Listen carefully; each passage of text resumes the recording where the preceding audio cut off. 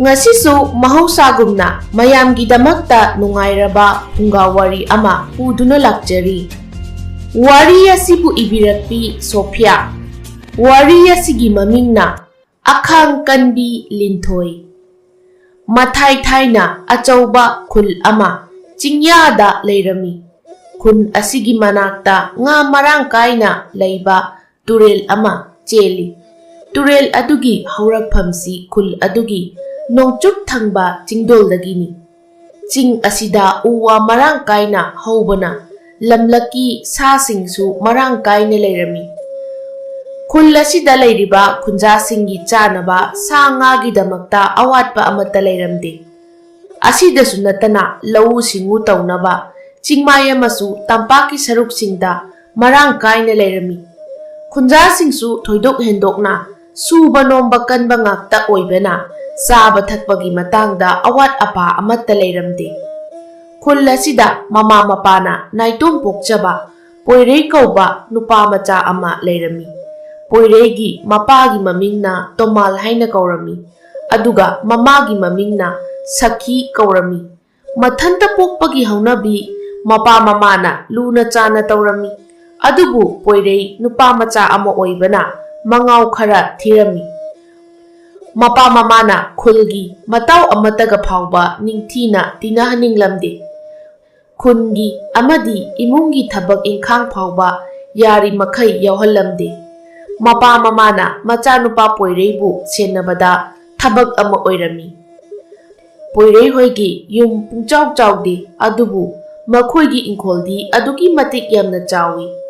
Mapa mamana ensang mana masing yamna thabana ingkholdo Pumsang sang na ui, yengbada yamna phajai.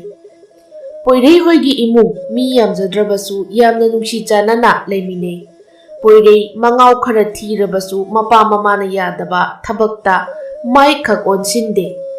Mahak chahi 10 khakta subada mangairi. Mama mapana suba kanbagi matik pukai langai marang kaina chona leirami. Makhoigi maral mayamsi khuldugi mabuk phattaba miyoi kayana mihaurami. Nongma mapa Tomalna poireibu kauduna wa hairami. Ipagi poirei icha nathantani aduna nangna chawraga miyamgi phanaba kanaba thabak tauko ngausinaganu. Ahal lamana haiba wada hangatna khumba yade. Makhoina ngangba wada nangna yaningdaba aranba yaurabasu saugattabi ingna tapna haigadabani. Asumna mapana poireida phaja phajaba pautak kaya hek pibirami. Mapabu mamadagi hena luna ningjai. Sari mapaga tumle mapaga ayamba matamda mapaga da loinaduna leirami. Khul asida leiba pukchel pikpa nupa ama leirami. Nupa asigi maming Themba kawi. Themba sahi 50 sure. Adubu mahak nupi thidri. Khul asida leiba nupi singbu nattaba mityeng yengi. Masi khangbana mapa mama oiba kayana macha nupi singbu cheksinna senei. Thembana macha mawa leirabi Sakhibu pamlami. Tukutchaba wakhal ase khangbana khulgi ahal kharana mabu thengnaba khuding yamna toina chai ngang taurami. Sairiba ngangliba mayamdo manada hapte lauksinde. Nongma Themba matau amaga Tomal hoida laklami. Tomalga Sakhiga ingkhon suduna leirami. Thembana uraduna kaurai. Sakhiya nungsa maraksida adukwana ingkhol suribadubu wadabro. Sakhidi hanglakliba wado khumde. Tumina tauriba thabak aduda mai onsinduna leirami. Tomalna khumi ta Themba kari leire sum lakpra changlao mangonda phamsi asi hairaga ingkholdagi thorai. Thembana yareda swaida sum leplagi aise ensang mana masing khita leige haiduna nakhoida laklibani. Nakhoigi ingkholda paliba mayamsi ubada yamna hawgadababu malini Tomal. Tomalda onsinduna wa khara hairabasu mamitti Sakhidani thamliba. Tomalsu Thembana tauribado uraduna Sakhibu lumsili aduga hairei. Ta Thembana leiningbado kari karino haibirao. Nanau hekta hekjage. Thembana ꯀꯔꯤ ꯀꯔꯤꯕꯨ ꯑꯣꯏꯔꯕꯅꯣ ꯅꯈꯣꯏꯒꯤꯁꯤꯕꯣ ꯊꯥꯔꯤꯕ ꯈꯨꯗꯤꯡ ꯁꯨꯅ ꯈꯔ ꯈꯔ ꯂꯣꯏꯅ ꯍꯦꯛꯇ ꯍꯦꯛꯂꯛꯎ꯫ ꯊꯦꯝꯕꯒ ꯂꯥꯛꯃꯤꯟꯅꯕ ꯃꯇꯥꯎꯗꯨꯁꯨ ꯋꯥ ꯉꯥꯡꯂꯛꯏ꯫ ꯏꯇꯥꯎ ꯊꯦꯝꯕ, ꯑꯁꯨꯛ ꯌꯥꯝꯕ ꯑꯦꯟꯁꯥꯡ ꯃꯅꯥ ꯃꯁꯤꯡꯁꯤꯗꯤ ꯀꯔꯤ ꯇꯧꯒꯗꯧꯔꯤꯕꯅꯣ?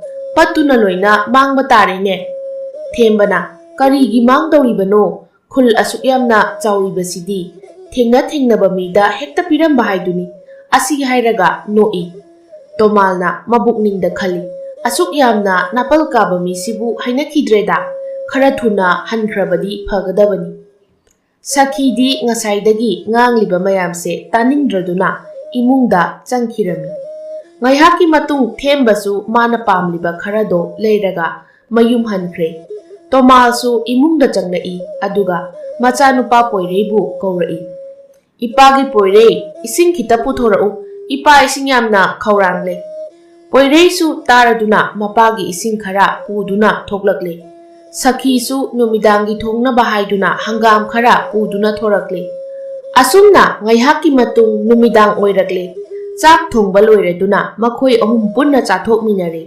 ꯂꯣꯏꯔꯒ ꯁꯈꯤꯅ ꯊꯕꯛ ꯂꯣꯏꯁꯤꯜꯂꯤ꯫ ꯄꯣꯏꯔꯩꯗꯤ ꯃꯄꯥꯗ ꯋꯥꯔꯤ ꯂꯤꯍꯜꯂꯤ꯫ ꯋꯥꯔꯤ ꯇꯥꯔꯝꯕꯗꯒꯤ ꯑꯁꯨꯝ ꯇꯨꯝꯊꯔꯝꯃꯤ꯫ ꯁꯈꯤ ꯆꯪꯂꯛꯂꯒ ꯍꯥꯏꯔꯛꯏ, ꯍꯩꯃꯥ, ꯊꯣꯏꯕꯗꯤ ꯇꯨꯝꯈ꯭ꯔꯕꯣꯏꯔꯦ? ꯑꯩꯈꯣꯏꯁꯨ ꯇꯨꯝꯅꯕ ꯇꯧꯔꯁꯤ꯫ ꯑꯁꯤ ꯍꯥꯏꯔꯒ ꯇꯨꯝꯅꯈ꯭ꯔꯦ꯫ ꯃꯇꯝꯁꯨ ꯈꯔ ꯍꯧꯈ꯭ꯔꯦ꯫ ꯈꯨꯜ ꯑꯁꯤꯗ ꯌꯥꯝꯅ ꯁꯥꯊꯤꯕ, ꯀꯔꯤꯅꯣ ꯍꯥꯏꯕ ꯉꯝꯗꯕ ꯂꯥꯏꯅꯥ ꯂꯥꯏꯆꯠ ꯑꯃ ꯂꯥꯛꯂꯝꯃꯤ꯫ ꯈꯨꯜꯒꯤ ꯑꯈꯪ ꯑꯍꯩ ꯇꯥꯟꯅꯗꯨꯅ ꯅꯥꯔꯤꯕ ꯃꯤꯑꯣꯏꯁꯤꯡꯕꯨ ꯀꯟꯅꯅꯕ ꯍꯣꯠꯅꯕꯅꯤ, ꯑꯗꯨꯕꯨ ꯎꯄꯥꯏ ꯀꯔꯤꯁꯨ ꯂꯩꯔꯝꯗꯦ꯫ ꯂꯥꯏꯒꯤ ꯅꯣꯡꯗꯝꯅ ꯄꯣꯏꯔꯩꯒꯤ ꯃꯃꯥ ꯃꯄꯥꯁꯨ ꯇꯝꯊꯤꯔꯕ ꯂꯥꯏꯅꯥ ꯑꯗꯣ ꯅꯥꯔꯝꯃꯤ꯫ ꯑꯉꯥꯡ ꯑꯣꯏꯔꯤꯕ ꯄꯣꯏꯔꯩ ꯃꯃꯥ ꯃꯄꯥ ꯑꯅꯤꯅ ꯅꯥꯗꯨꯅ ꯂꯩꯕꯗꯨ ꯀꯌꯥ ꯅꯨꯡꯉꯥꯏꯔꯝꯗꯦ꯫ ꯃꯐꯝ ꯈꯨꯗꯤꯡꯗ ꯎꯪꯗꯨꯅ ꯂꯩꯔꯝꯃꯤ꯫ ꯐꯃꯨꯡꯗꯒꯤ ꯃꯆꯤ ꯂꯦꯡꯕ ꯉꯝꯗ꯭ꯔꯕ ꯅꯥꯗꯨꯅ ꯂꯩꯔꯤꯕ ꯃꯃꯥ ꯃꯄꯥꯗꯣ ꯃꯆꯥꯅꯨꯄꯥ ꯄꯣꯏꯔꯩꯒꯤ ꯈꯟꯕꯗ ꯌꯥꯝꯅ ꯋꯥꯔꯝꯃꯤ꯫ ꯑꯁꯨꯝꯅ ꯃꯇꯝ ꯈꯔ ꯂꯩꯔꯝꯂꯒ ꯄꯣꯏꯔꯩꯒꯤ ꯃꯃꯥ ꯃꯄꯥ ꯑꯅꯤꯗꯣ ꯅꯣꯡꯒꯥꯈꯤꯔꯝꯃꯤ꯫ ꯃꯄꯥ ꯃꯃꯥꯅ ꯅꯧꯅ ꯍꯨꯟꯗꯣꯛꯄꯤꯔꯝꯂꯕ ꯄꯣꯏꯔꯩ ꯀꯉꯥꯎꯅꯔꯦ꯫ ꯆꯥꯒꯅꯤ ꯊꯛꯀꯅꯤ ꯍꯥꯏꯕ ꯈꯪꯗ꯭ꯔꯦ꯫ ꯃꯆꯤ ꯃꯆꯤ ꯈꯨꯗꯤꯡ ꯃꯄꯥ ꯃꯃꯥꯕꯨ ꯀꯧꯗꯨꯅ ꯀꯞꯇꯨꯅ ꯂꯩꯔꯝꯃꯤ꯫ ꯈꯨꯟꯒꯤ ꯃꯤꯑꯣꯏ ꯀꯌꯥꯅ ꯄꯣꯏꯔꯩꯒꯤ ꯃꯇꯧꯗ ꯋꯥꯈꯜ ꯌꯥꯝꯅ ꯅꯨꯡꯉꯥꯏꯔꯝꯗꯦ꯫ ꯅꯣꯡꯃ ꯅꯤꯅꯤꯗꯤ ꯍꯪꯕꯤꯔꯝꯃꯤ, ꯑꯗꯨꯕꯨ ꯃꯈꯣꯏꯁꯨ ꯃꯁꯥ ꯃꯁꯥꯒꯤ ꯊꯕꯛ ꯑꯆꯤꯟꯕ ꯀꯌꯥ ꯂꯩꯕꯅ ꯌꯦꯡꯁꯤꯟꯕ ꯂꯥꯛꯈꯤꯗ꯭ꯔꯦ꯫ ꯃꯃꯥ ꯃꯄꯥꯅ ꯍꯨꯟꯗꯣꯛꯄꯤꯔꯝꯂꯕ ꯌꯨꯝꯖꯥꯎ ꯑꯗꯨꯗ ꯄꯣꯏꯔꯩ ꯃꯊꯟꯇ ꯂꯩꯔꯦ꯫ ꯑꯀꯤꯕꯗꯤ ꯂꯩꯇꯦ, ꯑꯗꯨꯕꯨ ꯃꯃꯥ ꯃꯄꯥꯒꯤ ꯑꯋꯥꯠꯄꯗꯤ ꯄꯣꯏꯔꯩꯒꯤ ꯃꯐꯝꯗ ꯑꯗꯨꯃꯛ ꯂꯩꯔꯝꯃꯤ꯫ ꯃꯥꯒꯤ ꯆꯥꯅ ꯊꯛꯅꯕ ꯃꯍꯩ ꯃꯔꯣꯡ ꯑꯋꯥꯠꯄ ꯀꯔꯤꯁꯨ ꯂꯩꯔꯝꯗꯦ꯫ ꯃꯆꯥ ꯃꯊꯟꯇꯅꯤ ꯍꯥꯏꯗꯨꯅ ꯃꯄꯥ ꯃꯃꯥꯅ ꯄꯣꯏꯔꯩꯒꯤ ꯄꯨꯀꯩ ꯂꯪꯒꯩ ꯑꯗꯨꯛꯀꯤ ꯃꯇꯤꯛ ꯌꯥꯝꯅ ꯊꯝꯕꯤꯔꯝꯃꯤ꯫ ꯑꯗꯨꯕꯨ ꯃꯃꯥ ꯃꯄꯥꯅ ꯃꯥꯒꯤꯗꯃꯛꯇ ꯊꯝꯕꯤꯔꯝꯕ ꯄꯨꯀꯩꯁꯤꯡ ꯑꯁꯦ ꯅꯣꯡꯃꯗꯤ ꯁꯣꯏꯗꯅ ꯂꯣꯏꯈꯤꯒꯅꯤ ꯍꯥꯏꯅ ꯈꯜꯂꯝꯃꯤ꯫ ꯑꯗꯨꯅ ꯄꯣꯏꯔꯩꯅ ꯈꯨꯟꯒꯤ ꯑꯍꯟꯒꯤ ꯃꯅꯥꯛꯇ ꯆꯠꯇꯨꯅ ꯏꯪꯈꯣꯜ ꯀꯣꯏꯕ, ꯂꯧꯎ ꯁꯤꯡꯎꯕ ꯇꯝꯂꯝꯃꯤ꯫ ꯑꯍꯜꯁꯤꯡꯅꯁꯨ ꯃꯥꯒꯤ ꯍꯣꯠꯅꯅꯤꯡꯕ ꯃꯇꯧ ꯎꯕꯗ ꯐꯖꯅ ꯇꯥꯛꯄꯤꯔꯝꯃꯤ꯫ ꯍꯣꯠꯅꯕ ꯀꯟꯕꯅ ꯃꯇꯝ ꯏꯀꯨꯏ ꯀꯨꯏꯗꯅ ꯑꯗꯨꯃꯛ ꯍꯩꯔꯝꯃꯤ꯫ ꯀꯔꯤꯒꯨꯝꯕ ꯃꯇꯝꯗꯁꯨ ꯂꯥꯡ ꯁꯥꯕ ꯇꯝꯗꯨꯅ ꯁꯥ ꯉꯥ ꯐꯥꯅꯕ ꯍꯣꯠꯅꯔꯝꯃꯤ꯫ ꯄꯣꯏꯔꯩꯒꯤ ꯍꯣꯠꯅꯕ ꯀꯟꯕ ꯃꯇꯧꯁꯤ ꯎꯔꯒ ꯈꯨꯟꯒꯤ ꯑꯍꯜ ꯂꯃꯟꯁꯤꯡꯅ ꯃꯥꯕꯨ ꯂꯨꯅ ꯇꯧꯕꯤꯔꯝꯃꯤ ꯑꯃꯁꯨꯡ ꯅꯨꯡꯁꯤꯕꯤꯔꯝꯃꯤ꯫ ꯅꯣꯡꯃ ꯄꯣꯏꯔꯩꯒ ꯈꯨꯜꯒꯤ ꯑꯍꯜ ꯈꯔꯒ ꯁꯥ ꯇꯥꯟꯕ ꯆꯠꯂꯝꯃꯤ꯫ ꯃꯈꯣꯏ ꯆꯠꯃꯤꯟꯅꯔꯤꯕ ꯃꯌꯥꯝꯒꯤ ꯃꯔꯛꯇꯒꯤ ꯑꯃꯅ ꯍꯥꯏꯔꯛꯏ, ꯄꯣꯏꯔꯩ, ꯅꯪꯒꯤ ꯍꯣꯠꯅꯕ ꯀꯟꯕꯁꯦ ꯎꯔꯒ ꯇꯥꯗ ꯇꯣꯃꯥꯜꯗꯣ ꯅꯤꯡꯁꯤꯡꯂꯛꯏ꯫ ꯁꯨꯕ ꯅꯣꯝꯕ ꯌꯥꯝꯅ ꯀꯟꯖꯕꯅꯤ꯫ ꯃꯈꯣꯏ ꯂꯩꯇ꯭ꯔꯕꯁꯨ ꯅꯤꯡꯍꯟꯅꯒꯅꯨꯀꯣ꯫ ꯄꯣꯏꯔꯩꯅ ꯈꯨꯝꯃꯤ, ꯏꯃꯥ ꯏꯄꯥꯅ ꯉꯟꯅ ꯍꯨꯟꯗꯣꯛꯄꯤꯔꯝꯂꯕꯁꯨ ꯍꯧꯖꯤꯛꯇꯤ ꯑꯩ ꯅꯤꯡꯍꯟꯅꯗ꯭ꯔꯦ꯫ ꯃꯈꯣꯏꯅ ꯑꯩꯒꯤꯗꯃꯛꯇ ꯊꯝꯕꯤꯔꯝꯕ ꯄꯨꯀꯩꯁꯦ ꯃꯌꯦꯡ ꯇꯥꯍꯟꯗꯅ ꯊꯝꯅꯕ ꯑꯩꯁꯨ ꯀꯟꯅ ꯍꯣꯠꯅꯔꯤꯕꯁꯤꯅꯤ꯫ ꯑꯁꯨꯝꯅ ꯋꯥꯔꯤ ꯋꯥꯇꯥꯏ ꯇꯧꯗꯨꯅ ꯁꯥ ꯑꯗꯨꯁꯨ ꯐꯥꯔꯗꯨꯅ ꯈꯨꯜꯗ ꯍꯜꯂꯛꯂꯦ꯫ ꯃꯌꯥꯝ ꯍꯧ ꯍꯧ ꯇꯧꯗꯨꯅ ꯁꯥ ꯑꯗꯨꯕꯨ ꯊꯣꯡꯂꯒ ꯄꯨꯟꯅ ꯆꯥꯃꯤꯟꯅꯔꯦ꯫ ꯂꯣꯏꯔꯒ ꯃꯌꯨꯝ ꯃꯌꯨꯝꯗ ꯍꯟꯅꯈ꯭ꯔꯦ꯫ ꯆꯍꯤ ꯈꯔꯁꯨ ꯍꯧꯈ꯭ꯔꯦ꯫ ꯄꯣꯏꯔꯩꯁꯨ ꯄꯥꯈꯪ ꯃꯄꯨꯡ ꯐꯥꯔꯦ꯫ ꯃꯥꯅ ꯄꯥꯈꯪ ꯐꯥꯔꯕ ꯐꯥꯎꯕ ꯄꯨꯀꯩ ꯂꯪꯒꯩꯁꯤꯡꯗꯣ ꯊꯣꯏꯅ ꯃꯌꯦꯡ ꯇꯥꯔꯝꯗꯦ꯫ ꯄꯣꯏꯔꯩꯒꯤ ꯄꯨꯀꯩ ꯂꯪꯒꯩꯁꯤꯡꯗꯨ ꯎꯔꯨꯕꯗ ꯈꯨꯟꯒꯤ ꯃꯇꯥꯎꯁꯤꯡꯅ ꯃꯥꯒ ꯇꯤꯟꯅꯅꯤꯡꯂꯝꯃꯤ꯫ ꯃꯇꯥꯎꯁꯤꯡꯒꯤ ꯃꯔꯛꯇ ꯃꯕꯨꯛ ꯁꯦꯡꯗꯕꯁꯨ ꯌꯥꯎꯔꯝꯃꯤ꯫ Nongma khungi matau makhoi mari manga poiregi yumda laklami. Mapandagi poireibu kaurai. Poireisu taraduna mapanda thorai. Khungi matau mayam laklibado kausinduna mangonda phida tharaga phamhali. Thaubana hairai itau poirei mayam punnaba haiduna itau bu hauba laklibani. Malemna amuk hairai itaudi aikhoigasu pakna pundedo. Thabakni haiduna matam ngaihaktasu kaithokte. Thoibana wamarak thattuna amuk hairai. Aikhoigabu karamna puningdoino mi thabak kankraba mi sinabu. Asi hairaga mayamdo punna noi. Lakliba matau mayamdudi poireina loiriba sa yen singdo kamdauna chathoksige haina wakhal khallaba matung laklibani. Mabuk chamjaba poireidi asigumba phattaba mayamse kari amata khangba nate. Poireisu harau harau hoi haina yathoi. Poireina ayaba pirakpasida thaubana adudi itaw loiriba sa yen singsigi maraktagi phajaba ama khallaga charasidana. Poireina itaw singna pambado adumak charaga loire. Aigida leibadi itaw singi leibaga chap manai. Ngaihak wari watai tauraga matau mayamdo mayum mayumda hanakre. Asumna matau mayamna itat tatana saksa haijana si haiduna hawi. Matau singdugi marakta mabukjel sengdaba yawi haibase poireina di khanglamde. Sumnatagi iting tingna matau singna nungsiduna tauribani haina khandoklami. Phatraba matau mayamdudi poireigi leiriba pukai langai singdo mayeng tanaba thoksil kaya silami. Poireidi khangdabana matau mayamna hairakpa khuding hoi hoi haiduna yarami. Kum ama poireigi khulda achauba haraubagi thauram ama pangthoklami. Poireisu kumai adubu chattuna yenglami. Kumai asida khungi pakhang laisabi mayamna jagoi sabado thawai yauna yenglami. Jagoi sariba mayamgi marakta poireina yamna khoidajana yengba laisabi ama yaurami. Poireina nupi aduda cheptha cheptha yenglibado matau mayamduna urami. Malemna itaw poirei kanabuno itawna cheptha cheptha ngasaidagi yenglibasibo. Poirei ikairap tawna kanasu nateda jagoi saribase asum phajabagi yengbani. Poireigi wasi taraga thaubana hairei. Karinoda itaw ngasaidagi yengliba nupi ase aikhoisu khangi ko. Nganbana makha tarai linthoi kaubane nupisigi maming. Thoibana itaudi nupisigi mamingdi matau karamna khangliba. Nganbana khumi karigi khangloi aikhoigi kunna sida masak khwaidagi phajaba nupi ama hayu hairabadi linthoini. Ai phauba ngauribani masigi nupise. Adubu itaw poireina mitakhrabani karigi upai lei. Matau mayamdo nganbagi wasi taraga wa noi. Ngaihaki matung jagoi sabado loisile. Mayamgi chana thaknaba haiduna makhoi laisabi kharana senlangduna tauri. Linthoisu mayamgi chaba thakpagi seba tauba yaurami. Linthoina poireida pukning changna seba tawi. Matau asida poirei matumta mabukningda wakhal mawol khanba haure. Linthoinadi hanadagi poireibu masak muna khangi. Linthoinasu poireibu khoidajai. Khulasida leiriba laisabi amatabu poireina khoidana nongmata yengde. Khunasida leiriba laisabi singna magi hotnaba kanba pukai langai wata padabasida yamna kalaknai haibase poireisu khangi. Adubu linthoibudi mana yamna pamjaruri. Saba thakpa loiraduna matau mayamga mayumda punna halakminai. Lambida poireido wangang lai. Itaw linthoido aidi yamna pamjarure. Matau mayamdo poireigi mawongduda nokninglami. Adubu tumin leiduna poireina makha kari hairakpa haina ngairami. Poireina itaw mayamna mabu aigi khara hainabiyu. Asumna wangang na lakpana yum yaukhiba khanghaude. Magi yumda changna hauri. Poireisu mayumda changduna magi kada hiptuna lei. Ngasidi masado tumthabasu pakna yaramdi. Nakan amada amuk on tawduna leirami. Nongalamdai ngaihak tumtharami. Asomdana linthoido wakhal charangnarami. Ayuki thabak tawribado ningthina tawramdi. Mamasu uraduna machanupida kaurai. Ibema karinone lam tairibadubu ningthina tayune. amuk mangduna leiribatubu nangbu nasa nungaitrabro?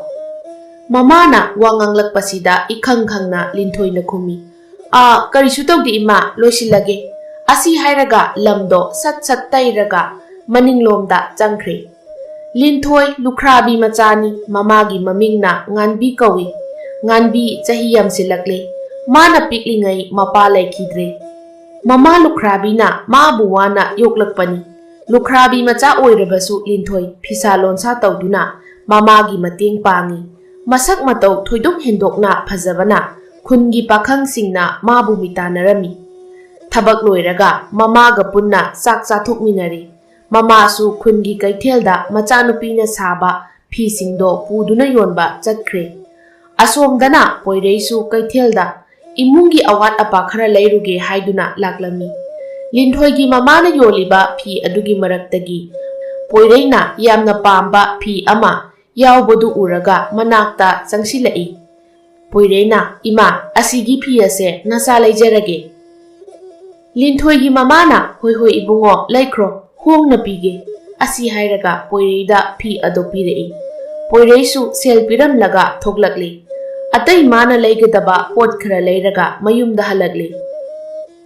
Somdana Linthoido inkhongi insang mana masing ising saiduna leirami. Matang asida yumthangnabadagi mata kusumna kaurai. Ita ising sokpa chatlurase matamse thengjilakle. Linthoisu taraduna hoi ita chatlasi lao. Asi hairaga Linthoido inkholdagi thoklai. Aduga mata kusumga loinana ising soklure. Mana hanjilakpada mamasu kaitheldagi kumlaktuna leiramli. Nganbina ibema nang halaklabra lao lao sak thongnaba tawro. Linthoisu hoi ima hairaga imungda changminai. Asomdana poireisu chak thongli. Ngasai mana leirakhiba phi ado puthoktuna amuk yengi. Aduga mathanta haijei phi machusi yamna phajei maga yamna chanarani. Asi hairaga momon noi. Ngaihaki matung chak loireduna chathokle. Tummangali haiduna mapanda ngaihak leirami. Ichik chii kanasu leitabagumna tawi. Numidangi sitliba nungsitna poireigi masada yeibada. Ikhang khangi ngasidi mama mapa anibu ningsingduna kaplami. Poireina ima paba nakhoyani leiramlabadi aigini haiduna namau hainaba soidena chatlamgani ko. Lamja masa aibu kanana nungsibigani. Asi haiduna hikna kaplami. Ngaihak leiramlaga tumba changkhre. Asomdana Linthoi phi kana sari. Mama na mabu sangbiri. Nganbina ibema imana hinglingai nangi mafam jaba ama khangningi. Ima su ahal oisilakle. Ichana nungaina leihobado ima sidringaida yengningi. Linthoina ima karino haribadubo. Ima yamna kali siba yadri. Nasana seba tawgadaba yamna watli. Ngaihak wari sanaraga mama machado tumba changnakre. Ahingi matam loikre nongale. Ngasidi poirega matau mayamduga punna koithorai. Tanja sana Linthoisu mata mayamga kaithel chatlusi haiduna thoklakpada punna hek thengnari. Matau mayamna Linthoida poireina mabu pamjai haibase phongdokpirami. Linthoidi wa amata khumlamdana chatkre. Linthoigi mataududa poireido ikairami. Matau mayamna poireibu themjillami. Thaubana Linthoigi mamado ai khangi chatuna hairasi. Poireina wa makha taba nangdringai matau mayamdo haunaduna kaithelomda chatkre. Poireidi ingangakna matau mayamna tawribaduda yengduna leihore. Asumna matau mayamna nganbida haibadagi khangle. Poireise karamba nupano haibado. Macha nupigi mafam chaba ama leire khangladuna khungi ahallaman singa wa tanarami. Asumna khungi ahallaman mayam changduna poireiga Linthoigabu luhongbire. Mama nganbisu machanupina mafam chana lekhibasida penjarami. Adubu Linthoina poireida luhongkhibase khun aduda leiriba pakhangsingnadi yamna pelamde. Makhoina Linthoibu nungsi adubu phanghaudabana khoirang khoisaunarami. Makhoina Linthoi amadi poireibu karamna awaba nanghansige khanduna leirami. Nongmagi numitni Linthoido imungi thabak tawduna leirami. Poireisu inkholda leiri. Poireina Linthoibu kauraga mapanda thoraknaba hairaklami. ꯂꯤꯟꯊꯣꯏꯁꯨ ꯇꯥꯔꯗꯨꯅ ꯊꯣꯛꯂꯛꯂꯦ꯫ ꯂꯤꯟꯊꯣꯏꯅ ꯃꯄꯨꯔꯣꯏꯕꯗ ꯑꯣꯟꯁꯤꯜꯂꯒ ꯍꯥꯏꯔꯛꯏ, "ꯑꯩꯕꯨ ꯀꯧꯕꯤꯕꯗꯤ ꯀꯔꯤ ꯂꯩꯔꯦ?" ꯄꯣꯏꯔꯩꯅ, "ꯏꯃꯥꯒꯤ ꯃꯅꯥꯛꯇ ꯆꯠꯂꯨꯁꯤ ꯉꯁꯤꯗꯤ, ꯆꯠꯇꯕꯁꯨ ꯀꯨꯏꯔꯦ꯫ ꯃꯅꯥ ꯃꯁꯤꯡ ꯈꯔꯁꯨ ꯑꯩꯅ ꯏꯪꯈꯣꯜꯗꯒꯤ ꯍꯦꯛꯂꯤ, ꯃꯁꯤꯁꯨ ꯄꯨꯕꯤꯔꯁꯤ."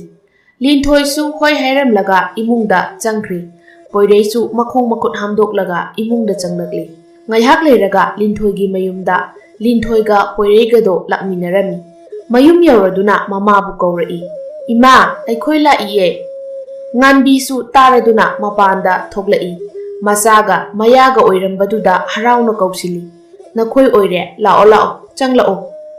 ꯅꯨꯃꯤꯠꯁꯤꯃ ꯉꯥꯟꯕꯤꯅ ꯌꯥꯗꯗꯨꯅ ꯆꯥꯛ ꯆꯥꯔꯒ ꯅꯨꯃꯤꯗꯥꯡ ꯋꯥꯏꯔꯝ ꯍꯜꯂꯛꯂꯤ꯫ ꯑꯁꯨꯝꯅ ꯃꯇꯝ ꯈꯔꯁꯨ ꯍꯧꯖꯤꯟꯈ꯭ꯔꯦ꯫ ꯂꯤꯟꯊꯣꯏꯗꯣ ꯍꯧꯖꯤꯛꯇꯤ ꯅꯥꯎꯄꯨꯔꯝꯃꯤ꯫ ꯄꯣꯏꯔꯩꯁꯨ ꯌꯥꯝꯅ ꯍꯔꯥꯎꯔꯝꯃꯤ꯫ ꯃꯤꯔꯣꯜ ꯂꯩꯖꯗꯕꯅꯤꯅ ꯊꯕꯛ ꯑꯌꯥꯝꯕ ꯄꯣꯏꯔꯩꯅ ꯇꯧꯔꯝꯃꯤ꯫ ꯂꯤꯟꯊꯣꯏꯕꯨꯁꯨ ꯍꯥꯟꯅꯗꯒꯤ ꯍꯦꯟꯅ ꯂꯨꯅ ꯇꯧꯕꯤꯔꯝꯃꯤ꯫ ꯉꯥꯟꯕꯤꯁꯨ ꯃꯆꯥꯒꯤ ꯄꯥꯎ ꯇꯥꯕꯗ ꯌꯥꯝꯅ ꯍꯔꯥꯎꯔꯝꯃꯤ꯫ ꯈꯨꯟ ꯑꯗꯨꯒꯤ ꯃꯤꯑꯣꯏꯁꯤꯡꯁꯨ ꯄꯣꯏꯔꯩꯒ ꯂꯤꯟꯊꯣꯏꯒꯒꯤ ꯃꯇꯧꯗ ꯌꯥꯝꯅ ꯅꯨꯡꯁꯤꯖꯔꯝꯃꯤ꯫ ꯃꯈꯣꯏꯁꯨ ꯄꯥꯎ ꯑꯁꯤ ꯇꯥꯕꯗ ꯌꯥꯝꯅ ꯍꯔꯥꯎꯅꯔꯝꯃꯤ꯫ ꯑꯁꯨꯝꯅ ꯃꯇꯝ ꯈꯔꯒꯤ ꯃꯇꯨꯡ ꯄꯣꯏꯔꯩ ꯃꯆꯥꯅꯨꯄꯥ ꯑꯃ ꯐꯪꯖꯔꯦ꯫ ꯄꯣꯏꯔꯩꯗꯣ ꯌꯥꯝꯅ ꯍꯔꯥꯎꯔꯝꯃꯤ꯫ ꯄꯤꯛꯂꯤꯕ ꯃꯆꯥ ꯑꯗꯨꯕꯨ ꯎꯔꯒ ꯃꯄꯥ ꯃꯃꯥꯕꯨ ꯅꯤꯡꯁꯤꯡꯂꯝꯃꯤ꯫ ꯉꯥꯟꯕꯤꯁꯨ ꯄꯥꯎ ꯇꯥꯔꯗꯨꯅ ꯂꯥꯛꯂꯝꯃꯤ꯫ ꯉꯥꯟꯕꯤꯅ, "ꯏꯕꯨꯡꯉꯣ, ꯏꯁꯨꯗꯣ ꯄꯤꯔꯛꯂꯣ, ꯃꯕꯣꯛ ꯑꯩ ꯑꯃꯨꯛꯇ ꯄꯝꯒꯦ." ꯑꯁꯤ ꯍꯥꯏꯔꯒ ꯑꯉꯥꯡ ꯑꯗꯨꯕꯨ ꯂꯧꯗꯨꯅ ꯄꯝꯃꯤ꯫ ꯃꯆꯥꯅꯨꯄꯥꯒꯤ ꯃꯃꯤꯡꯕꯨ ꯅꯨꯡꯁꯤꯅ "ꯑꯍꯥꯟꯕ ꯐꯪꯖꯕꯅꯤ" ꯍꯥꯏꯅ ꯑꯇꯥꯡ ꯀꯧꯔꯝꯃꯤ꯫ ꯃꯆꯥ ꯐꯪꯖꯕꯒꯤ ꯍꯔꯥꯎꯕ ꯐꯣꯡꯗꯣꯛꯄ ꯑꯣꯏꯅ ꯄꯣꯏꯔꯩꯒꯤ ꯌꯨꯝꯗ ꯂꯣꯏꯕ ꯁꯥ ꯌꯦꯟ ꯄꯨꯊꯣꯛꯇꯨꯅ ꯊꯣꯡꯂꯝꯃꯤ꯫ ꯈꯨꯟꯖꯥ ꯃꯌꯥꯝꯒ ꯍꯔꯥꯎ ꯍꯔꯥꯎ ꯆꯥꯃꯤꯟꯅꯔꯒ ꯄꯨꯟꯅ ꯂꯥꯡꯂꯤ꯫ ꯈꯨꯟꯖꯥ ꯅꯨꯄꯤ ꯑꯃꯅ ꯄꯣꯏꯔꯩꯗ ꯑꯣꯟꯁꯤꯟꯗꯨꯅ ꯍꯥꯏꯔꯛꯏ, "ꯄꯣꯏꯔꯩ, ꯅꯆꯥꯅꯨꯄꯥ ꯐꯪꯕꯗ ꯑꯁꯨꯛ ꯍꯔꯥꯎꯔꯤꯁꯤꯅꯗꯤ ꯅꯆꯥꯅꯨꯄꯤ ꯐꯪꯕꯗꯗꯤ ꯀꯝꯗꯧꯗꯧꯔꯤ?" ꯄꯣꯏꯔꯩꯅ, "ꯃꯤ ꯌꯥꯝꯖꯗꯕ ꯏꯃꯨꯡꯅꯤꯅ ꯏꯆꯥꯅꯨꯄꯤ ꯐꯪꯕ ꯃꯇꯝꯗꯁꯨ ꯑꯃꯨꯛꯀ ꯍꯦꯟꯅ ꯍꯔꯥꯎꯒꯅꯤ." ꯃꯄꯨꯔꯣꯏꯕ ꯄꯣꯏꯔꯩꯅ ꯃꯌꯥꯝ ꯄꯨꯟꯗꯨꯅ ꯍꯔꯥꯎ ꯍꯔꯥꯎ ꯇꯧꯖꯕ ꯃꯑꯣꯡ ꯑꯗꯨꯗ ꯂꯤꯟꯊꯣꯏꯁꯨ ꯄꯦꯟꯖꯔꯝꯃꯤ꯫ ꯉꯥꯏꯍꯥꯛ ꯄꯨꯟꯅ ꯂꯥꯡꯂꯝꯂꯒ ꯃꯌꯥꯝꯗꯣ ꯃꯌꯨꯝ ꯃꯌꯨꯝꯗ ꯍꯟꯅꯈ꯭ꯔꯦ꯫ ꯄꯣꯏꯔꯩꯁꯨ ꯏꯃꯨꯡꯗ ꯆꯪꯂꯛꯂꯦ꯫ ꯂꯤꯟꯊꯣꯏ ꯃꯆꯥꯗꯣ ꯀꯣꯟꯗꯨꯅ ꯇꯨꯝꯂꯝꯂꯦ꯫ ꯄꯣꯏꯔꯩꯁꯨ ꯋꯥꯔꯗꯨꯅ ꯑꯗꯨꯝ ꯇꯨꯝꯊꯈ꯭ꯔꯦ꯫ ꯅꯣꯡꯉꯥꯜꯂꯦ꯫ ꯉꯥꯟꯕꯤꯅ ꯃꯁꯨ ꯅꯨꯄꯥꯗꯣ ꯁꯦꯟꯅꯔꯤ꯫ ꯄꯣꯏꯔꯩꯗꯤ ꯏꯃꯨꯡꯗ ꯊꯕꯛ ꯀꯟꯅ ꯇꯧꯔꯤ꯫ ꯃꯄꯥꯟꯗꯒꯤ ꯄꯣꯏꯔꯩꯕꯨ ꯀꯧꯔꯛꯏ꯫ ꯄꯣꯏꯔꯩꯁꯨ ꯇꯥꯔꯗꯨꯅ ꯃꯄꯥꯟꯗ ꯊꯣꯛꯇꯨꯅ ꯌꯦꯡꯂꯨꯕꯗ ꯃꯇꯥꯎ ꯃꯌꯥꯝꯗꯣ ꯂꯥꯛꯄ ꯑꯣꯏꯔꯝꯃꯤ꯫ ꯄꯣꯏꯔꯩꯅ, "ꯏꯇꯥꯎ, ꯀꯥꯔꯛꯑꯣ, ꯁꯤꯗ ꯐꯝꯁꯤ." ꯑꯁꯤ ꯍꯥꯏꯔꯒ ꯐꯤꯗꯥ ꯊꯥꯔꯝꯃꯤ꯫ ꯊꯧꯕꯅ, "ꯏꯇꯥꯎ, ꯑꯩꯈꯣꯏ ꯃꯌꯥꯝꯅ ꯂꯥꯛꯂꯤꯕꯁꯦ ꯉꯁꯤꯗꯤ ꯉꯥ ꯐꯥꯕ ꯆꯠꯂꯨꯁꯤ ꯍꯥꯏꯒꯦꯅ ꯂꯥꯛꯂꯤꯕꯅꯤ." ꯃꯥꯂꯦꯝꯅ, "ꯏꯇꯥꯎꯗꯤ ꯍꯦꯛ ꯂꯨꯍꯣꯡꯈꯤꯕꯗꯒꯤ ꯑꯩꯈꯣꯏꯒꯁꯨ ꯄꯨꯟꯅꯤ ꯍꯥꯏꯕ ꯈꯪꯈꯤꯗ꯭ꯔꯦ, ꯅꯣꯡ ꯐꯥꯗꯣꯛꯁꯨ ꯑꯩꯈꯣꯏꯒ ꯄꯨꯟꯁꯤ." ꯄꯣꯏꯔꯩꯅ, "ꯏꯇꯥꯎ, ꯅꯣꯏ ꯃꯌꯥꯝ ꯁꯥꯎꯔꯅꯨ. ꯑꯩꯅ ꯍꯧꯖꯤꯛ ꯆꯠꯊꯣꯛꯄ ꯍꯥꯏꯕꯁꯦ ꯅꯨꯡꯉꯥꯏꯇꯦ. ꯏꯃꯨꯡꯒꯤ ꯃꯤꯁꯨ ꯂꯩꯖꯕ ꯅꯠꯇꯦ ꯑꯩꯒꯤꯗꯤ, ꯑꯗꯨꯅ ꯊꯕꯛ ꯄꯨꯝꯕ ꯑꯩꯅ ꯂꯣꯏꯅ ꯇꯧꯏ꯫ ꯑꯗꯨꯅ ꯏꯇꯥꯎ ꯃꯌꯥꯝꯒ ꯄꯨꯟꯕꯗꯣ ꯐꯔꯛ ꯈꯔ ꯇꯥꯔꯅꯤ. ꯅꯣꯡꯃ ꯃꯇꯥꯡ ꯆꯥꯕꯗ ꯄꯨꯂꯞ ꯄꯨꯜꯂꯁꯤ." ꯄꯣꯏꯔꯩꯒꯤ ꯋꯥꯁꯤꯗ ꯉꯥꯟꯕꯅ, "ꯍꯣꯏ ꯍꯣꯏ, ꯐꯔꯦ. ꯑꯗꯨꯗꯤ ꯑꯩꯈꯣꯏ ꯆꯠꯂꯨꯈꯤꯒꯦ." ꯑꯁꯤ ꯍꯥꯏꯔꯝꯂꯒ ꯃꯇꯥꯎ ꯃꯌꯥꯝꯗꯨ ꯆꯠꯈ꯭ꯔꯦ꯫ ꯄꯣꯏꯔꯩꯁꯨ ꯅꯨꯡꯉꯥꯏꯖꯗꯦ ꯃꯇꯥꯎ ꯃꯌꯥꯝꯅ ꯋꯥꯔꯧꯅ ꯆꯠꯈꯤꯕꯗꯣ, ꯑꯗꯨꯕꯨ ꯃꯇꯥꯡ ꯃꯇꯝꯅ ꯌꯥꯗꯕꯅ ꯎꯄꯥꯏ ꯂꯩꯇꯕꯅꯤ꯫ ꯉꯥꯟꯕꯤꯁꯨ ꯄꯣꯏꯔꯩꯒꯤ ꯌꯨꯝꯗ ꯑꯌꯥꯝꯕ ꯂꯩꯔꯝꯃꯤ꯫ ꯄꯣꯏꯔꯩꯅꯁꯨ ꯂꯤꯟꯊꯣꯏꯒ ꯃꯆꯥꯅꯨꯄꯥꯒ ꯈꯛ ꯊꯅꯝꯗꯨꯅ ꯆꯠꯊꯣꯛꯄꯗ ꯈꯔ ꯀꯣꯝꯅꯕ ꯍꯥꯏꯗꯨꯅ꯫ ꯑꯁꯨꯝꯅ ꯃꯆꯥꯅꯨꯄꯥ ꯑꯇꯥꯡꯁꯨ ꯆꯍꯤ 3 ꯍꯥꯏꯔꯦ꯫ ꯄꯣꯏꯔꯩꯅ ꯑꯇꯥꯡꯕꯨ ꯄꯝꯗꯨꯅ ꯃꯥꯡꯒꯣꯜꯗ ꯐꯝꯂꯤ꯫ ꯂꯤꯟꯊꯣꯏꯅ ꯏꯟꯁꯥꯡ ꯁꯦꯝꯗꯨꯅ ꯂꯩꯔꯝꯃꯤ꯫ ꯉꯥꯟꯕꯤꯁꯨ ꯏꯃꯨꯡꯗꯒꯤ ꯊꯣꯛꯂꯛꯂꯒ ꯋꯥ ꯍꯥꯏꯔꯛꯏ, "ꯏꯕꯨꯡꯉꯣ, ꯏꯃꯥꯁꯨ ꯌꯨꯝꯗ ꯍꯟꯅꯕ ꯇꯧꯔꯒꯦ. ꯑꯁꯤꯗ ꯁꯨꯝ ꯂꯩꯕꯁꯦ ꯌꯥꯔꯔꯣꯏ." ꯄꯣꯏꯔꯩꯅ, "ꯏꯃꯥ, ꯑꯥꯗ ꯅꯊꯟꯇ ꯂꯩꯕꯗꯣ ꯅꯆꯥꯅ ꯅꯨꯡꯉꯥꯏꯖꯗꯦ. ꯑꯗꯨꯅ ꯁꯤꯗ ꯄꯨꯟꯅ ꯂꯩꯔꯁꯤ, ꯅꯁꯨꯅ ꯍꯔꯥꯎꯖꯅꯕ." ꯂꯤꯟꯊꯣꯏꯅ ꯋꯥ ꯃꯇꯦꯡ ꯄꯥꯡꯁꯤꯜꯂꯤ꯫ "ꯍꯥꯏꯒꯨꯝꯗꯅ ꯏꯃꯥ, ꯆꯠꯈ꯭ꯔꯅꯨ. ꯁꯤꯗ ꯑꯗꯨꯝ ꯂꯩꯔꯁꯤ. ꯑꯥꯗ ꯅꯊꯟꯇ ꯂꯩꯕꯁꯨ ꯅꯨꯡꯉꯥꯏꯔꯣꯏ. ꯁꯤꯗ ꯑꯩꯈꯣꯏ ꯃꯌꯥꯝ ꯍꯔꯥꯎ ꯍꯔꯥꯎ ꯄꯨꯟꯅ ꯂꯩꯃꯤꯟꯅꯔꯁꯤ." ꯉꯥꯟꯕꯤꯅ ꯈꯨꯝꯃꯤ, "ꯅꯈꯣꯏꯅꯕꯨꯗꯤ ꯃꯐꯝꯁꯤꯗ ꯂꯩꯍꯟꯅꯤꯡꯕꯒꯤ ꯍꯥꯏꯔꯤꯕ. ꯑꯩꯗꯤ ꯌꯨꯝꯗ ꯂꯩꯖꯒꯦ. ꯌꯨꯝ ꯊꯥꯗꯣꯛꯄ ꯍꯧꯅꯗꯦ. ꯃꯔꯛ ꯃꯔꯛꯇ ꯁꯤꯗꯁꯨ ꯂꯥꯛꯀꯦ." ꯉꯥꯟꯕꯤꯅ ꯌꯥꯗ꯭ꯔꯗꯨꯅ ꯌꯨꯝ ꯍꯟꯕ ꯇꯥꯔꯝꯃꯤ꯫ ꯑꯗꯨꯕꯨ ꯄꯣꯏꯔꯩꯅ ꯆꯥꯛ ꯆꯥꯔꯒ ꯇꯞꯅ ꯍꯜꯂꯣ ꯍꯥꯏꯗꯨꯅ ꯌꯥꯅꯔꯦ꯫ ꯉꯥꯟꯕꯤꯁꯨ ꯍꯟꯈ꯭ꯔꯦ ꯍꯧꯖꯤꯛꯇꯤ꯫ ꯃꯈꯣꯏ 3 ꯈꯛꯇ ꯇꯔꯛ ꯇꯔꯛ ꯂꯩꯍꯧꯔꯦ꯫ ꯑꯇꯥꯡꯁꯨ ꯃꯕꯣꯛ ꯆꯠꯈꯤꯕꯗꯨꯗ ꯀꯞꯇꯨꯅ ꯂꯩꯍꯧꯏ꯫ ꯅꯣꯡꯃ ꯈꯨꯟꯒꯤ ꯅꯨꯄꯥ ꯃꯌꯥꯝꯅ ꯇꯨꯔꯦꯜꯗ ꯉꯥ ꯐꯥꯕ ꯆꯠꯅꯕ ꯊꯧꯔꯥꯡ ꯇꯧꯔꯝꯃꯤ꯫ ꯄꯣꯏꯔꯩꯕꯨꯁꯨ ꯆꯠꯄ ꯌꯥꯎꯅꯕ ꯍꯧꯔꯝꯃꯤ꯫ ꯂꯤꯟꯊꯣꯏꯅꯗꯤ ꯃꯄꯨꯔꯣꯏꯕꯕꯨ ꯆꯠꯍꯟꯕ ꯄꯥꯝꯂꯝꯗꯦ꯫ ꯍꯟꯗꯛ ꯃꯔꯛ ꯃꯪ ꯀꯌꯥ ꯅꯨꯡꯉꯥꯏꯇꯦ ꯍꯥꯏꯗꯨꯅ ꯃꯄꯨꯔꯣꯏꯕꯗ ꯍꯥꯏꯔꯝꯃꯤ꯫ ꯂꯤꯟꯊꯣꯏꯒꯤ ꯋꯥ ꯑꯁꯤꯗ ꯄꯣꯏꯔꯩꯁꯨ ꯉꯥ ꯐꯥꯕ ꯆꯠꯂꯔꯣꯏꯒꯦ ꯍꯥꯏꯅ ꯃꯕꯨꯛꯅꯤꯡꯗ ꯈꯜꯂꯝꯃꯤ꯫ ꯂꯥꯛꯂꯤꯕ ꯈꯨꯟꯒꯤ ꯅꯨꯄꯥ ꯃꯌꯥꯝꯗꯨꯗ ꯄꯣꯏꯔꯩꯅ ꯆꯠꯂꯔꯣꯏꯒꯦ ꯍꯥꯏꯅ ꯍꯥꯏꯔꯝꯃꯤ꯫ ꯂꯥꯛꯂꯤꯕ ꯃꯌꯥꯝꯒꯤ ꯃꯔꯛꯇꯒꯤ ꯅꯨꯄꯥ ꯑꯃꯅ ꯂꯛꯅꯗꯨꯅ ꯍꯥꯏꯔꯛꯏ, "ꯅꯍꯥꯟ ꯃꯈꯩꯗꯤ ꯉꯥ ꯐꯥꯕ ꯁꯥ ꯇꯥꯟꯕꯗ ꯊꯋꯥꯏ ꯌꯥꯝꯅ ꯌꯥꯎꯔꯝꯕꯅꯤ, ꯑꯗꯨꯕꯨ ꯌꯨꯝ ꯍꯦꯛ ꯄꯥꯟꯈꯤꯕꯗꯒꯤ ꯃꯑꯣꯡ ꯑꯃ ꯇꯧꯈ꯭ꯔꯦ꯫ ꯃꯤ ꯄꯨꯟꯒꯅꯤ ꯍꯥꯏꯕꯁꯨ ꯈꯪꯗ꯭ꯔꯦ, ꯈꯨꯟꯒꯤ ꯊꯕꯛꯇꯁꯨ パꯛꯅ ꯌꯥꯎꯈꯤꯗ꯭ꯔꯦ"꯫ ꯍꯥꯏꯔꯛꯂꯤꯕ ꯅꯨꯄꯥꯗꯨꯒꯤ ꯋꯥꯗꯨꯗ ꯄꯣꯏꯔꯩ ꯏꯀꯥꯏꯔꯝꯃꯤ꯫ ꯑꯗꯨꯅ ꯃꯌꯥꯝ ꯉꯥ ꯐꯥꯕ ꯆꯠꯄꯗꯨꯗ ꯃꯥꯁꯨ ꯆꯠꯂꯒꯦ ꯍꯥꯏꯅ ꯍꯥꯏꯔꯝꯃꯤ꯫ ꯑꯁꯨꯝꯅ ꯃꯌꯥꯝ ꯆꯠꯄꯗꯣ ꯄꯣꯏꯔꯩꯁꯨ ꯃꯇꯨꯡ ꯏꯟꯅꯗꯨꯅ ꯆꯠꯈ꯭ꯔꯦ꯫ ꯂꯤꯟꯊꯣꯏꯗꯤ ꯋꯥꯈꯜ ꯅꯨꯡꯉꯥꯏꯔꯝꯗꯦ꯫ ꯃꯄꯨꯔꯣꯏꯕꯅ ꯆꯠꯈ꯭ꯔꯤꯕꯗꯨ ꯌꯦꯡꯗꯨꯅ ꯂꯩꯍꯧꯏ꯫ ꯄꯣꯏꯔꯩꯁꯨ ꯇꯨꯔꯦꯜ ꯌꯧꯔꯦ꯫ ꯇꯨꯔꯦꯜ ꯌꯧꯔꯕꯅꯤꯅ ꯃꯌꯥꯝꯗꯣ ꯃꯥꯅ ꯊꯣꯛꯄ ꯉꯥ ꯐꯥꯅꯔꯦ꯫ ꯄꯣꯏꯔꯩꯗꯤ ꯈꯨꯠ ꯍꯨꯝꯗꯨꯅ ꯉꯥ ꯐꯥꯕꯁꯤ ꯌꯥꯝꯅ ꯍꯩ꯫ ꯑꯗꯨꯅ ꯈꯨꯠ ꯍꯨꯝꯗꯨꯅ ꯉꯥ ꯌꯥꯝꯅ ꯐꯥꯔꯝꯃꯤ꯫ ꯄꯣꯏꯔꯩꯒ ꯂꯥꯛꯃꯤꯟꯅꯕ ꯃꯌꯥꯝꯗꯨꯗꯤ ꯇꯨꯔꯦꯜ ꯃꯔꯨ ꯇꯝꯅ ꯆꯠꯅꯈ꯭ꯔꯦ꯫ ꯄꯣꯏꯔꯩꯅ ꯃꯈꯣꯏ ꯃꯌꯥꯝꯗꯒꯤ ꯃꯇꯨꯡ ꯏꯊꯪ ꯊꯪꯅ ꯏꯟꯅꯩ꯫ ꯅꯨꯄꯥ ꯃꯌꯥꯝꯗꯨ ꯂꯨꯔꯕ ꯏꯆꯦꯜ ꯑꯃ ꯊꯦꯡꯅꯔꯝꯃꯤ꯫ ꯃꯐꯝꯗꯨꯗ ꯉꯥ ꯑꯆꯧꯕ ꯑꯃ ꯊꯦꯡꯅꯔꯦ꯫ ꯉꯥꯗꯣ ꯅꯨꯡꯖꯥꯎ ꯑꯃꯒꯤ ꯃꯈꯥꯗ ꯆꯪꯁꯤꯟꯈ꯭ꯔꯦ꯫ ꯆꯠꯃꯤꯟꯅꯔꯤꯕ ꯃꯌꯥꯝꯗꯨꯒꯤ ꯃꯔꯛꯇ ꯏꯔꯨꯞꯇꯨꯅ ꯉꯥꯗꯣ ꯇꯥꯟꯊꯣꯛꯄ ꯉꯝꯕ ꯑꯃꯠꯇ ꯌꯥꯎꯔꯝꯗꯦ꯫ ꯄꯥꯎ ꯑꯁꯤ ꯄꯣꯏꯔꯩꯗ ꯇꯝꯂꯨꯔꯦ꯫ ꯄꯣꯏꯔꯩꯅ ꯉꯁꯥꯏ ꯃꯈꯩ ꯈꯨꯠ ꯍꯨꯝꯗꯨꯅ ꯐꯥꯔꯤꯕ ꯉꯥ ꯃꯌꯥꯝꯗꯣ ꯎꯕꯗ ꯀꯜꯂꯛꯅꯕ ꯌꯥꯎꯔꯝꯃꯤ꯫ ꯅꯨꯄꯥ ꯑꯃꯅ ꯄꯣꯏꯔꯩꯗ ꯍꯥꯏꯔꯛꯏ, "ꯄꯣꯏꯔꯩ, ꯅꯪꯗꯤ ꯏꯔꯨꯞꯄꯁꯨ ꯍꯩꯕꯅꯤ, ꯑꯗꯨꯅ ꯆꯪꯈ꯭ꯔꯤꯕ ꯉꯥ ꯑꯁꯤ ꯑꯃꯨꯛꯇ ꯇꯥꯟꯊꯣꯔꯛꯎ"꯫ ꯑꯁꯨꯝꯅ ꯃꯌꯥꯝ ꯆꯪꯗꯨꯅ ꯍꯥꯏꯃꯟꯕꯗꯒꯤ ꯄꯣꯏꯔꯩꯗꯣ ꯇꯉꯥꯏ ꯐꯗꯅ ꯏꯔꯨꯞꯈ꯭ꯔꯦ꯫ ꯅꯨꯄꯥ ꯃꯌꯥꯝꯗꯨꯗꯤ ꯉꯥꯗꯣ ꯀꯗꯣꯝꯗ ꯆꯦꯟꯊꯣꯛꯄꯒꯦ ꯍꯥꯏꯅ ꯇꯨꯃꯤꯟ ꯇꯨꯃꯤꯟ ꯌꯦꯡꯅꯔꯝꯃꯤ꯫ ꯈꯪꯍꯧꯗꯅ ꯀꯔꯤꯒꯨꯝꯕ ꯑꯃ ꯅꯤꯡꯈꯥꯏꯔꯛꯄꯒꯤ ꯃꯈꯣꯜ ꯑꯃ ꯇꯥꯔꯝꯃꯤ꯫ ꯅꯨꯡꯖꯥꯎ ꯑꯃ ꯄꯣꯏꯔꯩꯅ ꯂꯨꯞꯈ꯭ꯔꯤꯕ ꯃꯄꯥꯗꯨꯗ ꯖꯝ ꯂꯥꯎꯅ ꯇꯥꯁꯤꯟꯈ꯭ꯔꯦ꯫ ꯃꯗꯨ ꯎꯕꯗ ꯈꯨꯟꯖꯥ ꯃꯌꯥꯝꯗꯣ ꯀꯥꯏꯗꯨꯅ ꯆꯦꯟꯊꯣꯛꯅꯈ꯭ꯔꯦ꯫ ꯑꯃꯨꯛ ꯍꯟꯖꯤꯟꯗꯨꯅ ꯌꯦꯡꯂꯨꯕ ꯃꯇꯝꯗꯗꯤ ꯄꯣꯏꯔꯩꯗꯣ ꯂꯩꯕ ꯎꯔꯝꯗꯦ꯫ ꯇꯥꯁꯤꯟꯈ꯭ꯔꯤꯕ ꯅꯨꯡꯖꯥꯎꯗꯨꯁꯨ ꯆꯥꯎꯃꯟꯕꯅ ꯃꯈꯣꯏ ꯃꯌꯥꯝꯅ ꯏꯟꯊꯣꯛꯄꯁꯨ ꯉꯝꯂꯝꯗꯦ꯫ ꯐꯅ ꯀꯟꯅꯗꯤ ꯍꯣꯠꯅꯕꯅꯤ, ꯑꯗꯨꯕꯨ ꯃꯆꯤ ꯐꯥꯎꯕ ꯂꯦꯡꯕ ꯉꯝꯗ꯭ꯔꯦ꯫ ꯅꯨꯄꯥ ꯑꯃꯅ ꯍꯥꯏꯔꯛꯏ, "ꯀꯝꯗꯧꯅꯤ ꯃꯁꯤꯗꯤ? ꯑꯩꯈꯣꯏꯅ ꯀꯟꯅ ꯍꯣꯠꯅꯔꯕꯁꯨ ꯉꯝꯂꯔꯣꯏ꯫ ꯌꯨꯝꯗ ꯍꯜꯂꯒ ꯂꯤꯟꯊꯣꯏꯅ ꯍꯪꯂꯛꯄꯗ ꯀꯔꯤ ꯍꯥꯏꯅ ꯈꯨꯝꯒꯅꯤ"꯫ ꯑꯇꯣꯞꯄ ꯅꯨꯄꯥ ꯑꯃꯅ ꯑꯃꯨꯛ ꯍꯥꯏꯔꯛꯏ, "ꯊꯣꯛꯂꯤꯕ ꯊꯧꯗꯣꯛ ꯑꯁꯦ ꯍꯥꯏꯔꯨꯔꯕꯗꯤ ꯑꯩꯈꯣꯏ ꯃꯌꯥꯝ ꯆꯪꯗꯨꯅ ꯄꯣꯏꯔꯩꯕꯨ ꯂꯧꯇꯨꯅꯗꯨꯅ ꯍꯥꯠꯄꯅꯤ ꯍꯥꯏꯅ ꯂꯧꯈ꯭ꯔꯅꯤ꯫ ꯑꯗꯨꯅ ꯑꯩꯈꯣꯏꯕꯨ ꯆꯩꯔꯥꯛ ꯁꯣꯏꯗꯅ ꯄꯤꯒꯅꯤ"꯫ ꯑꯃꯅ ꯑꯃꯨꯛ ꯃꯔꯛ ꯊꯠꯇꯨꯅ ꯍꯥꯏꯔꯛꯏ, "ꯋꯥꯐꯝ ꯑꯁꯦ ꯀꯅꯥꯗꯁꯨ ꯍꯥꯏꯗꯣꯛꯅꯔꯒꯨꯝꯁꯤ"꯫ ꯑꯁꯨꯝꯅ ꯂꯥꯛꯃꯤꯟꯅꯔꯤꯕ ꯃꯌꯥꯝꯗꯣ ꯋꯥꯁꯛꯅꯔꯝꯃꯤ꯫ ꯃꯇꯝꯁꯨ ꯊꯦꯡꯖꯤꯜꯂꯛꯇꯨꯅ ꯈꯨꯟꯖꯥ ꯃꯌꯥꯝꯗꯣ ꯃꯌꯨꯝ ꯃꯌꯨꯝꯗ ꯍꯟꯅꯔꯛꯂꯦ꯫ ꯂꯤꯟꯊꯣꯏꯁꯨ ꯀꯣꯟꯊꯣꯡꯗ ꯄꯣꯏꯔꯩꯕꯨ ꯉꯥꯏꯗꯨꯅ ꯂꯩꯔꯝꯃꯤ꯫ ꯃꯥꯅ ꯑꯁꯨꯝ ꯌꯦꯡꯕꯗ ꯃꯌꯥꯝꯗꯨꯒꯤ ꯃꯔꯛꯇ ꯄꯣꯏꯔꯩ ꯌꯥꯎꯕ ꯎꯔꯝꯗꯦ꯫ ꯂꯤꯟꯊꯣꯏꯅ ꯃꯌꯥꯝꯗꯨꯗ ꯍꯪꯂꯛꯏ, "ꯇꯥꯗꯈꯣꯏ, ꯃꯥꯕꯨ ꯀꯗꯥꯏꯗ ꯂꯩꯍꯧꯔꯕꯒꯦ? ꯃꯌꯥꯝꯒ ꯄꯨꯟꯅ ꯂꯥꯛꯄꯁꯨ ꯎꯗꯦ"꯫ ꯈꯨꯟꯖꯥ ꯃꯌꯥꯝꯗꯨꯅ ꯁꯥꯎꯁꯤꯟꯅꯗꯨꯅ ꯈꯨꯝꯂꯛꯏ, "ꯍꯣ ꯏꯕꯦꯝꯃ, ꯅꯪꯒꯤ ꯅꯄꯨꯔꯣꯏꯕ ꯄꯣꯏꯔꯩꯗꯣ ꯑꯉꯛꯄ ꯃꯤꯅꯤ, ꯉꯥ ꯌꯥꯝꯅ ꯐꯥꯔꯤ ꯂꯩꯍꯧꯈꯤꯅꯤ ꯍꯥꯏꯗꯨꯅ ꯂꯩꯍꯧꯔꯤꯕꯅꯤ"꯫ ꯑꯃꯅ ꯑꯃꯨꯛ ꯍꯥꯏꯔꯛꯏ, "ꯍꯌꯦꯡ ꯑꯌꯨꯛꯄꯨ ꯍꯜꯂꯛꯀꯅꯤ ꯍꯥꯏꯔꯛꯏ ꯑꯩꯉꯣꯟꯗꯗꯤ"꯫ ꯃꯤꯇꯥ ꯑꯃꯅꯤ꯫ ꯉꯥꯡꯅꯕ ꯑꯣꯟꯊꯣꯛꯅ ꯋꯥꯈ꯭ꯔꯦ꯫ ꯑꯁꯨꯝꯅ ꯋꯥ ꯈꯔ ꯍꯥꯏꯔꯝꯂꯒ ꯃꯌꯥꯝꯗꯣ ꯆꯠꯅꯈ꯭ꯔꯦ꯫ ꯈꯨꯟꯖꯥ ꯃꯌꯥꯝꯗꯨꯅ ꯍꯥꯏꯔꯝꯂꯤꯕ ꯋꯥꯗꯣ ꯂꯤꯟꯊꯣꯏꯁꯨ ꯊꯥꯖꯔꯝꯃꯤ꯫ ꯑꯊꯦꯡꯕ ꯐꯥꯎꯕ ꯀꯣꯟꯊꯣꯡꯗꯨꯗ ꯄꯤꯛꯂꯤꯕ ꯃꯆꯥꯅꯨꯄꯥꯗꯣ ꯄꯣꯗꯨꯅ ꯃꯄꯨꯔꯣꯏꯕ ꯍꯜꯂꯛꯄ ꯉꯥꯏꯔꯝꯃꯤ꯫ ꯑꯍꯤꯡ ꯑꯣꯏꯁꯤꯜꯂꯛꯂ ꯐꯥꯎꯕ ꯃꯄꯨꯔꯣꯏꯕꯅ ꯌꯨꯝꯗ ꯍꯜꯂꯛꯇꯕꯗꯨꯗ ꯃꯍꯥꯛ ꯆꯤꯡꯅꯕ ꯑꯃꯒ ꯂꯣꯏꯅꯅ ꯏꯃꯨꯡꯗ ꯆꯪꯂꯛꯂꯦ꯫ ꯆꯥꯛꯇꯤ ꯉꯟꯇꯥꯅ ꯂꯣꯏꯔꯗꯨꯅ ꯂꯩꯔꯕꯅꯤ, ꯑꯗꯨꯕꯨ ꯆꯥꯕꯗꯤ ꯑꯃꯠꯇ ꯆꯥꯗ꯭ꯔꯦ꯫ ꯃꯩꯅꯥꯛꯇ ꯐꯝꯗꯨꯅ ꯑꯍꯤꯡ ꯑꯗꯣ ꯂꯣꯏꯕ ꯋꯥꯅ ꯉꯥꯏꯔꯝꯃꯤ꯫ ꯅꯣꯡꯉꯥꯜꯂꯦ, ꯑꯗꯨꯕꯨ ꯄꯣꯏꯔꯩꯗꯤ ꯍꯜꯂꯛꯄ ꯀꯧꯕ ꯂꯩꯇ꯭ꯔꯦ꯫ ꯄꯥꯎ ꯑꯁꯦ ꯂꯤꯟꯊꯣꯏꯅ ꯈꯨꯟꯒꯤ ꯑꯍꯜ ꯂꯃꯟꯁꯤꯡꯒꯤ ꯃꯅꯥꯛꯇ ꯆꯠꯇꯨꯅ ꯇꯝꯂꯨꯔꯦ꯫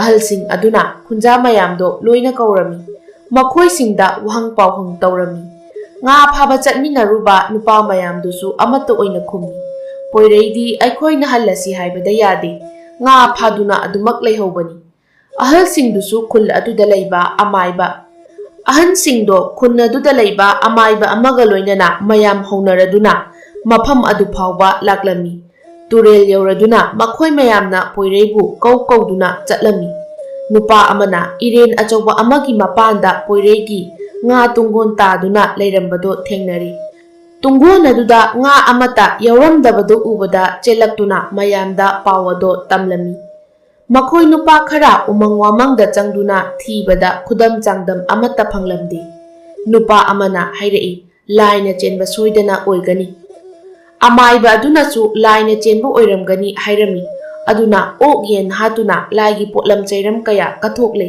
ꯄꯣꯏꯔꯩ ꯐꯪꯒꯅꯤ ꯍꯥꯏꯕꯒꯤ ꯈꯨꯗꯝ ꯑꯃꯠꯇ ꯐꯪꯂꯝꯗꯦ꯫ ꯂꯤꯟꯊꯣꯏꯅ ꯅꯨꯡꯉꯥꯏꯈꯤꯔꯣꯏ ꯍꯥꯏꯗꯨꯅ ꯑꯃꯥꯏꯕ ꯑꯗꯨꯅ ꯍꯥꯏꯔꯛꯏ, ꯂꯥꯏ ꯐꯠꯇꯕꯅ ꯄꯦꯟꯕꯤꯔꯕꯗꯤ ꯁꯣꯏꯗꯅ ꯊꯥꯗꯣꯔꯛꯀꯅꯤ꯫ ꯑꯁꯨꯝꯅ ꯅꯨꯃꯤꯠ ꯈꯔꯁꯨ ꯍꯧꯖꯤꯟꯈ꯭ꯔꯦ꯫ ꯈꯨꯟꯖꯥꯁꯤꯡꯅꯁꯨ ꯂꯤꯟꯊꯣꯏꯒꯤ ꯑꯋꯥꯕꯗꯣ ꯀꯥꯎꯊꯣꯛꯅꯔꯛꯂꯤ꯫ ꯑꯗꯨꯕꯨ ꯂꯤꯟꯊꯣꯏꯅ ꯄꯣꯏꯔꯩꯕꯨ ꯀꯥꯎꯕ ꯇꯧꯔꯝꯗꯦ꯫ ꯄꯤꯛꯂꯤꯕ ꯃꯆꯥ ꯑꯇꯥꯡꯕꯨ ꯀꯣꯟꯗꯨꯅ ꯀꯞꯄꯁꯨ ꯌꯥꯎꯔꯝꯃꯤ꯫ ꯑꯍꯤꯡ ꯑꯊꯦꯡꯕ ꯐꯥꯎꯕ ꯐꯤ ꯁꯥꯗꯨꯅ ꯂꯦꯜꯂꯤ꯫ ꯋꯥꯔꯛꯄ ꯃꯇꯝꯗꯅ ꯃꯆꯥꯕꯨ ꯀꯣꯟꯗꯨꯅ ꯇꯨꯝꯕ ꯊꯦꯝꯃꯤ꯫ ꯂꯤꯟꯊꯣꯏꯒꯤ ꯃꯃꯪꯗꯅꯤ ꯄꯣꯏꯔꯩꯅ ꯀꯣꯟꯊꯣꯡꯗ ꯂꯦꯞꯂꯤꯕꯗꯣ ꯎꯔꯝꯃꯤ꯫ ꯂꯤꯟꯊꯣꯏꯕꯨ ꯃꯈꯨꯠ ꯈꯠꯇꯨꯅ ꯀꯧꯕꯒꯨꯝꯁꯨ ꯇꯧꯏ꯫ ꯌꯥꯝꯅ ꯋꯥꯔꯕ ꯈꯣꯟꯖꯦꯜꯗ ꯍꯥꯏꯔꯛꯏ, ꯂꯤꯟꯊꯣꯏ, ꯑꯩꯍꯥꯛ ꯇꯥꯏꯕꯪ ꯑꯁꯤꯗ ꯑꯃꯨꯛ ꯍꯜꯂꯛꯂꯔꯣꯏ꯫ ꯑꯁꯨꯝꯅ ꯊꯣꯛꯈꯤꯕ ꯊꯧꯗꯣꯛ ꯄꯨꯝꯕꯒꯤ ꯋꯥꯔꯤꯗꯣ ꯂꯤꯔꯝꯃꯤ꯫ ꯑꯗꯨꯅ ꯃꯐꯝ ꯑꯗꯨꯗ ꯑꯩꯒꯤ ꯊꯋꯥꯏꯒ ꯍꯛꯆꯥꯡꯒ ꯈꯥꯏꯅꯗꯨꯅ ꯂꯩꯔꯤ꯫ ꯊꯧꯗꯣꯛꯇꯨꯅ ꯃꯔꯝ ꯑꯣꯏꯔꯒ ꯑꯩꯒ ꯆꯠꯃꯤꯟꯅꯕ ꯃꯌꯥꯝꯅ ꯀꯤꯗꯨꯅ ꯈꯨꯟꯖꯥꯁꯤꯡꯗ ꯑꯁꯦꯡꯕ ꯋꯥ ꯍꯥꯏꯗꯕꯅꯤ꯫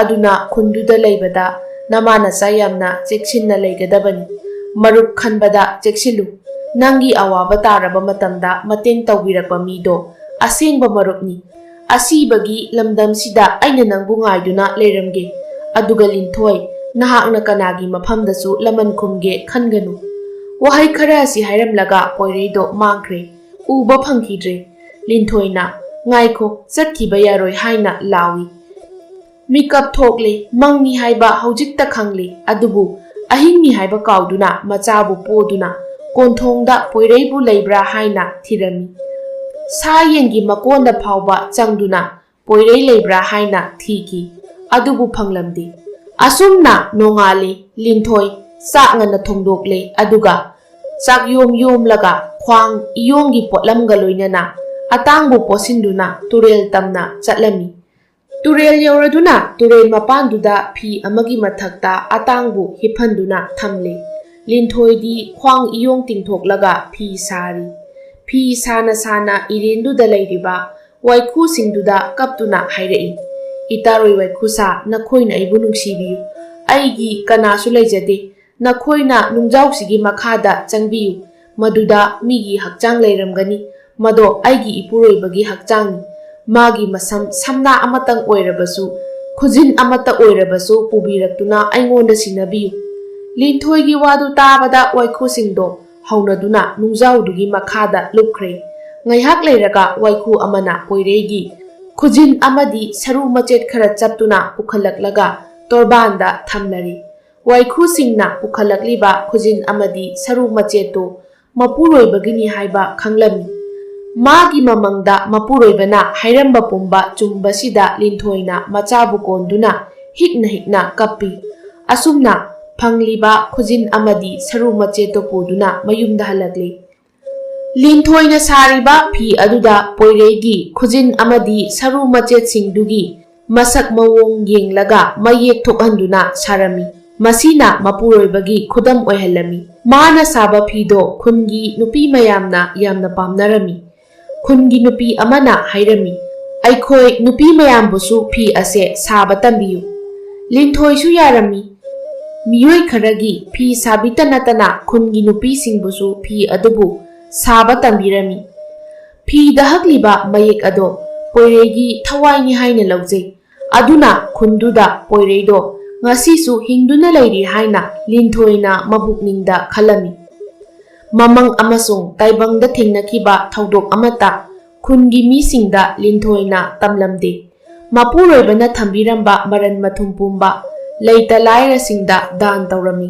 ꯈꯨꯟꯖꯥꯁꯤꯡꯅꯁꯨ ꯃꯥꯕꯨ ꯂꯨꯅ ꯆꯥꯟꯅ ꯇꯧꯕꯤꯔꯝꯃꯤ꯫ ꯃꯥꯅꯗꯤ ꯀꯅꯥꯕꯨꯁꯨ ꯃꯤꯆꯪ ꯃꯤꯈꯥꯏ ꯅꯥꯏꯔꯝꯗꯦ꯫ ꯑꯊꯦꯡꯕ ꯑꯍꯤꯡ ꯈꯨꯗꯤꯡ ꯃꯆꯥꯅ ꯀꯞꯄ ꯊꯦꯝꯕ ꯑꯣꯏꯅ ꯏꯁꯩ ꯁꯛꯏ꯫ ꯄꯣꯏꯔꯩ ꯂꯩꯇꯕꯗꯒꯤ ꯉꯥꯟꯕꯤꯁꯨ ꯃꯆꯥꯒꯤ ꯅꯥꯛꯇ ꯂꯥꯛꯇꯨꯅ ꯑꯗꯨꯃꯛ ꯂꯩꯔꯝꯃꯤ꯫ ꯅꯧꯅ ꯂꯨꯈ꯭ꯔꯥꯕꯤ ꯑꯣꯏꯍꯧꯔꯕꯤ ꯂꯤꯟꯊꯣꯏ ꯄꯨꯛꯆꯦꯜ ꯆꯥꯎꯕꯤ ꯃꯤꯅꯨꯡꯁꯤ ꯈꯪꯕꯤ ꯅꯨꯄꯤ ꯑꯃ ꯑꯣꯏꯅ ꯈꯨꯟꯖꯥ ꯄꯨꯝꯕꯁꯨ ꯃꯥꯒꯤ ꯃꯤꯆꯪ ꯑꯣꯏꯈꯤ꯫ ꯍꯧꯈꯤꯕꯗ ꯑꯣꯏꯗꯕ ꯉꯥꯡꯈꯤꯕ ꯈꯨꯟꯖꯥ ꯃꯌꯥꯝꯗꯨꯁꯨ ꯂꯤꯟꯊꯣꯏꯒꯤ ꯃꯇꯦꯡ ꯄꯥꯡꯁꯤ ꯍꯥꯏꯅ ꯌꯥꯅꯈꯤ꯫ ꯑꯁꯨꯝꯅ ꯄꯨꯛꯆꯦꯜ ꯆꯥꯎꯕꯤ ꯃꯤꯅꯨꯡꯁꯤ ꯆꯥꯎꯕꯤ ꯂꯤꯟꯊꯣꯏꯅ ꯃꯄꯨꯔꯣꯏꯕꯅ ꯍꯥꯏꯔꯝꯕ ꯋꯥꯐꯝꯁꯤꯡꯗꯣ ꯄꯨꯟꯁꯤꯒꯤ ꯑꯔꯣꯏꯕ ꯃꯤꯀꯨꯞ ꯐꯥꯎꯕ ꯉꯥꯛꯇꯨꯅ ꯄꯥꯜꯂꯝꯃꯤ꯫